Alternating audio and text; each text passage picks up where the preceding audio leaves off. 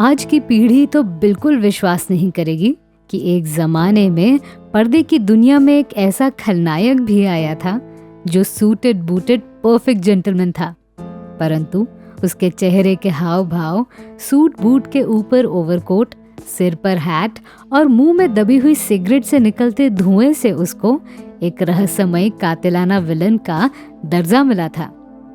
उसकी एंट्री के अंदाज से ही दर्शक समझ जाते थे कि ये शख्स विलन ही हो सकता है और आगे सीन में कुछ अच्छा नहीं होने जा रहा है।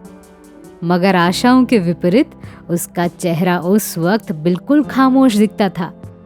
क्रूर एक्ट के वक्त भी वो कोई बाआवाज़े बुलंद रोंगटे खड़े करने वाले वाहियात संवाद नहीं बोलता था।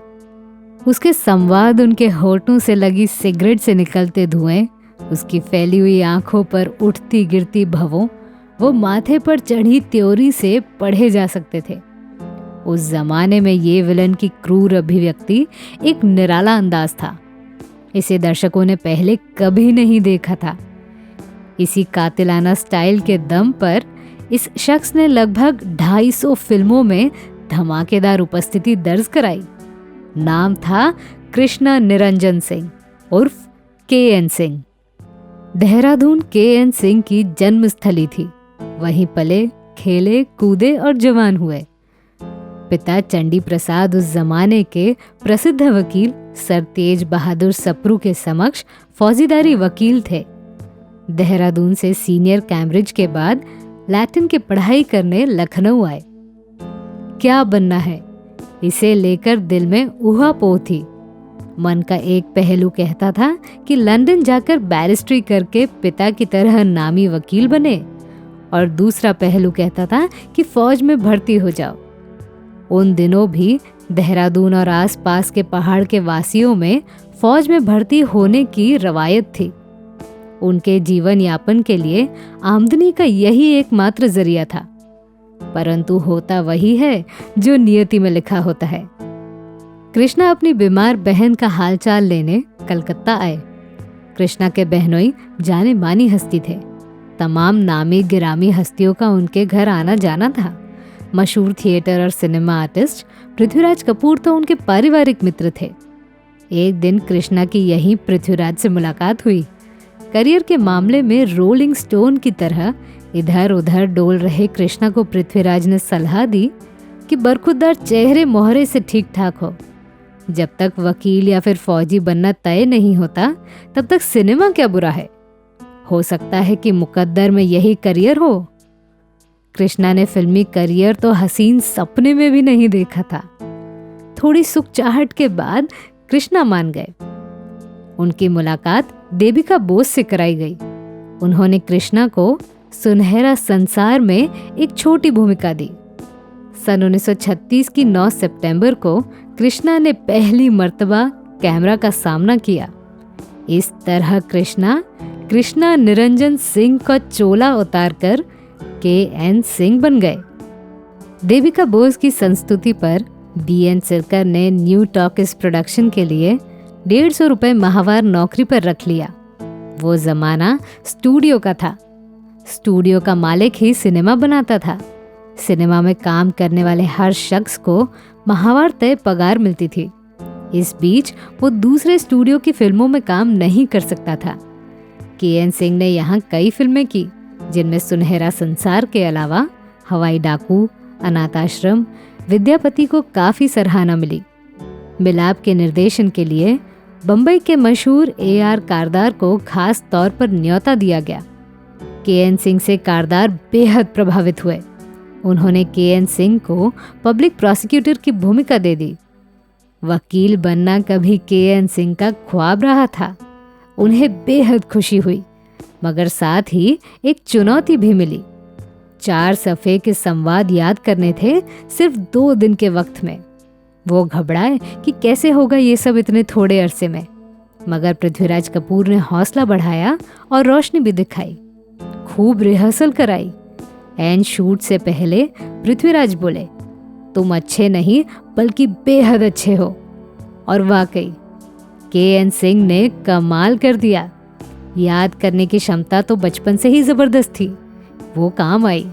हर शॉट पहले ही टेक में ओके होता चला गया।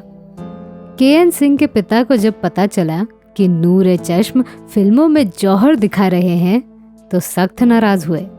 इस पुत्र से उन्हें बड़ी उम्मीदें थी क्योंकि वो 5 भाइयों में सबसे बड़े थे, मगर के.एन. सिंह के कदम दृढ़ता से आगे बढ़ चुके थे। भाग्य में पिता के पद चिन्हों पर चलना नहीं बंधा था।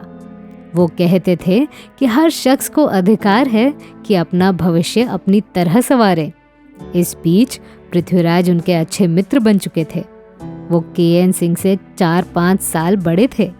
उनकी दिली ख्वाहिश थी कि पृथ्वीराज जैसे बड़े कद के आर्टिस्ट के सामने खड़े होकर अदाकारी की गहराई नापें। जल्द ही ये तमन्ना पूरी हुई। फिल्म थी आरज़ू, मगर ये जानकर बड़ी मायूसी हुई कि उन्हें पृथ्वीराज के बाप का रोल करना है। वो हिचकिचाए। पृथ्वीराज से वो छोटे थे, भला बाप कैसे बनूं? लेकिन पृथ्वीराज ने उनको मना लिया और दिल की बात बताई। कृष्णा, मैं चाहता हूं कि तुम अदाकारी के बाप बनो। मुझे मालूम है कि तुम में ये टैलेंट बखूबी है।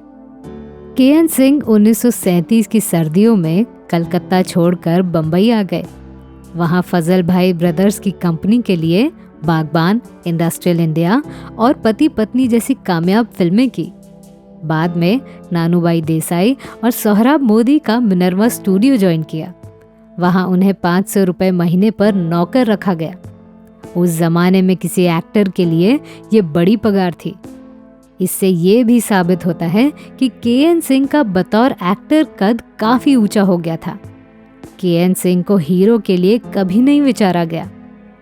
इसका उन्हें कोई अफसोस नहीं हुआ।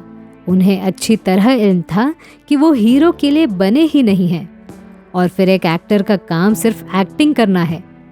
किरदार कैसा भी हो, अगर वो उसमें डूब कर ईमानदारी से काम करेगा तो उसे पब्लिक रिस्पॉन्स जरूर मिलेगा, और अगर नहीं भी मिला तो भी उसे संतोष रहेगा कि उसने अपने कर्तव्यों को पूरी निष्ठा से किया है। वो विदेशी फिल्मों के बहुत शौकीन थे। इसमें हर कैरेक्टर को बड़े ध्यान से देखते ही नहीं, उसके हाव भाव के जरिए उसके दिल में हो रहे उथल पुथल को भी पढ़ते थे। उन्होंने एक्टिंग की ढेरों किताबें भी पढ़ी। अदाकारी के गुण सीखने का यही उनका स्कूल था और तरीका भी। खुद को पैदाइशी अदाकार नहीं माना, सदैव छात्र मानते रहे। संपूर्ण इंसान कोई नहीं होता, वो फोकस होकर काम करते थे। सीखने की क्षमता बहुत तेज थी ही। किरदार को पढ़ने में और उसकी काया में घुसने में ज्यादा वक्त नहीं लगाते थे। जब के.एन. सिंह बंबई आए थे तो याकूब सबसे कामयाब विलन हुआ करता था। वो इस मैदान के बेताज बादशाह थे, मगर के.एन. सिंह के आगमन से वो परेशान हुए। उन्हें लगा कि अरे, ये तो मेरा भी बाप है। वो समझ गए कि अब यहाँ दाल नहीं गलेगी। इससे पेशतर की जमाना उन्हें नकार दे, उन्होंने फौरन कैरेक्टर रोल्स लेने शुरू कर दिए। ये बात खुद याकूब ने एक इंटरव्यू में कबूल की थी। इस तरह से एक अच्छे कलाकार ने एक अच्छे कलाकार का सम्मान किया। इसके बाद के.एन. सिंह इज किंग कहलाने लगे। के.एन. सिंह पर बॉम्बे टॉकीज की मालकिन देविका रानी की नजर पड़ी। देविका बहुत बड़ा नाम थी उन दिनों, पर्दे की दुनिया में और बाहर की दुनिया में भी। उनकी पारखी आंखों ने भांप लिया कि के.एन. सिंह लंबी रेस का जिताऊ घोड़ा है। उन पर आंख मूंद कर विश्वास करने में कोई खतरा नहीं है। लिहाजा उन्होंने ज्यादा वक्त बर्बाद न करके के.एन. सिंह को साइन कर लिया। पगार 1600 रुपये महीना और घर से स्टूडियो लाने और फिर छोड़ने की टैक्सी से सुविधा अलग। ऐसे करारनामा उस जमाने में सिर्फ ऊंचे कद की हैसियत वाले आर्टिस्ट को ही नसीब होती थी। बॉम्बे टॉकीज में के.एन. सिंह को नामी डायरेक्टर अमिया चक्रवर्ती और शक्ति सामंत के साथ काम करने का मौका मिला। के.एन. सिंह अपनी इस खासियत के लिए भी पहचाने जाते थे कि वो किरदार में घुसकर एक्टिंग तो करते हैं, लेकिन ओवर एक्टिंग नहीं। उनका किरदार पर्दे पर चीखने चिल्लाने से सख्त परहेज रखता था। उन्हें यकीन था कि हर किरदार में एक क्रिएटिविटी है, स्कोप है, सुधारने और संवारने की असीम संभावनाएं हैं। बस उसको कायदे से परिमार्जित करने की ज़रूरत है ताकि पर्दे पर उसकी क्षणिक मौजूदगी का एहसास भी पब्लिक को होता रहे।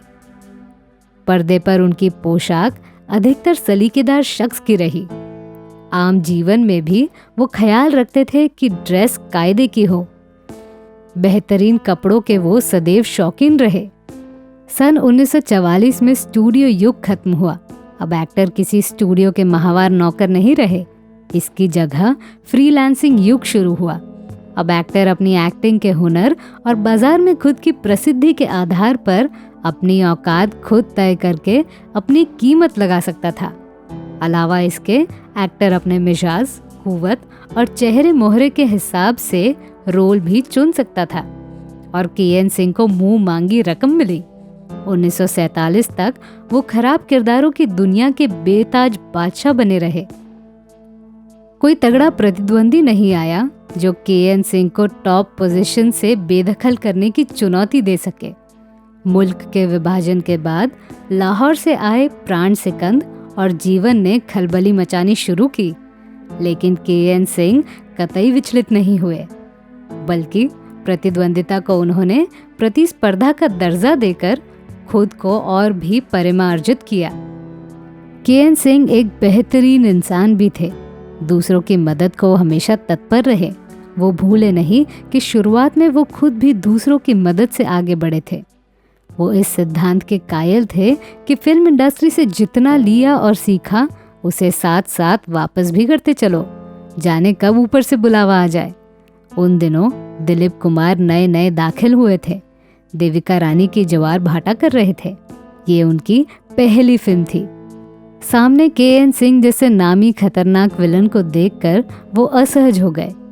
तब के.एन. सिंह ने दिलीप का हौसला बढ़ाया और एहसास कराया कि पैदाइशी एक्टर कोई नहीं होता, सभी ईश्वर के मामूली बंदे हैं, अजूबा नहीं।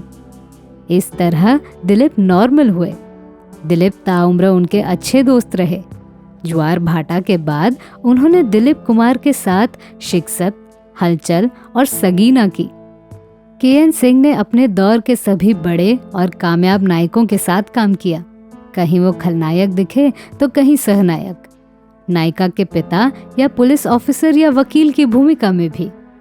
अपनी कामयाबी के दौर में वो हीरो के लिए लिखे गए सीन में भी अपने चेहरे पर आ जा रहे भावों से अपनी मौजूदगी का एहसास दर्ज कराते रहे। कई बार हीरो ने असहज होकर सीन से उन्हें हटाया भी। दरअसल फ्रीलांसिंग के दौर में हीरो को ये फायदा मिल गया कि वो अपने लिए ताली बजाओ डायलॉग लेने, दूसरे को कैमरे की नज़र से दूर रखने का गंदा खेल खेलने लगा। भूमिका को समझने, उसे पढ़ने और उसे सुधारने की गजब क्षमता के मालिक थे के.एन. सिंह। उन्हें चीखने चिल्लाने वाले कैरेक्टर कतई पसंद नहीं थे। उनका एक लाइन का पसंदीदा जुमला था, अपनी बकवास बंद करो गधे कहीं के। उनके मुंह से ये लाइन जैसे ही निकलती थी, सारे माहौल में एक डरावनी सी खामोशी छा जाती थी। बाकी काम भवों को चढ़ाना, आंखें इधर उधर घुमाना, माथे पर त्योरियां चढ़ाने से ही हो जाता था। इसका दर्शकों पर भी भरपूर प्रभाव पड़ता था। वो कहते थे, अगर शोले में अमजद खान की जगह वो होते तो शाउटी गब्बर सिंह के किरदार को अंडर प्ले करके ज्यादा खूंखार बनाते। जोकरी करते विलन उन्हें भी पसंद नहीं आए। ज्यादा हिंसा, सेक्स व शोर से फिल्म असल मकसद से भटकती है। उनको गर्व था कि उनके जमाने में विलन की हनक इतनी ज्यादा थी कि हीरो हिम्मत नहीं करता था कि विलन को हराम ज्यादा कह दे, क्योंकि उसे मालूम था कि विलन के चोले के पीछे खड़ा शख्स एक्टिंग का बाप है, फिल्म इंडस्ट्री में उसकी धाक है। 1936 से 1982 तक के.एन. सिंह ने लगभग 250 फिल्में की, जिनमें चर्चित थी हुमायूं, बरसात, सजा, आवारा, जाल, आंधियां, शिक्षत, बाज, house number 44, marine drive, टुश, CID, Howrah bridge, चलती का नाम गाड़ी, काली टोपी लाल रुमाल, रोड नंबर 303, सिंगापुर, बरसात की रात, करोड़पति, मंजिल, मिस चालबाज, ओपेरा हाउस, सूरत और सीरत, वल्लाह क्या बात है, हांगकांग, नकली नकाब, शिकारी, वो कौन थी, दुल्हा दुल्हन, रुस्तम हिंद, फरार, राका, तीसरी Manzil, Mera Saaya, Amrapali, an evening in Paris, spy in Rome, Jigri Dost, मेरे हुजूर, सुहाना सफ़र, मेरे जीवन साथी, दुश्मन, लोफर, कच्चे धागे, कीमत, हंसते जख्म, सगीना, मजबूर, कैद, अदालत, दोस्ताना और कालिया। के.एन. सिंह का करियर 70 के दशक में ढलान मोड में आ गया। 80 के दशक में बहुत कम फिल्में हाथ आई, मगर निराश कभी नहीं हुए। हर एक की जिंदगी में अच्छे के बाद खराब दिन आते हैं। पुरानी पीढ़ी का स्थान लेने के लिए नई पीढ़ी बेताब देखती है। के.एन. सिंह समझदार थे।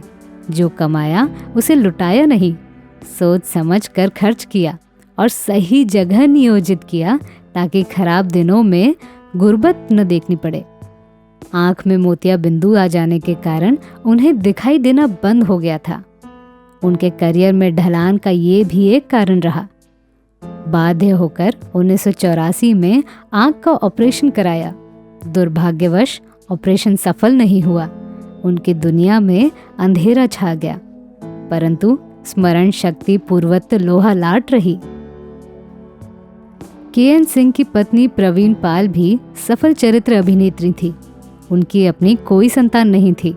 उनके छोटे भाई विक्रम सिंह थे, जो मशहूर अंग्रेजी पत्रिका फिल्म फेयर के कई साल तक संपादक रहे। उनके पुत्र पुष्कर को के.एन. सिंह दंपत्ति ने अपना पुत्र माना था।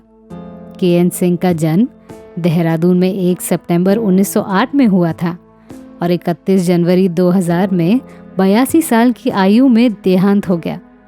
उस दौर के लोग आज भी पुराने दिनों की याद करते हैं तो कहते हैं, एक थे के.एन. सिंह।